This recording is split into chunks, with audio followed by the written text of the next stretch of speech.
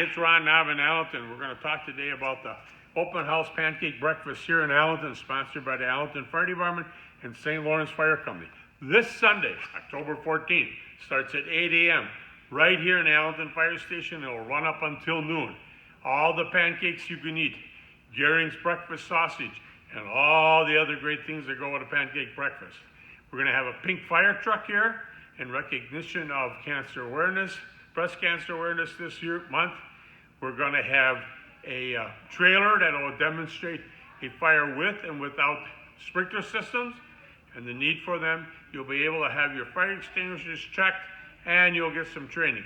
Plus scavengers hunts.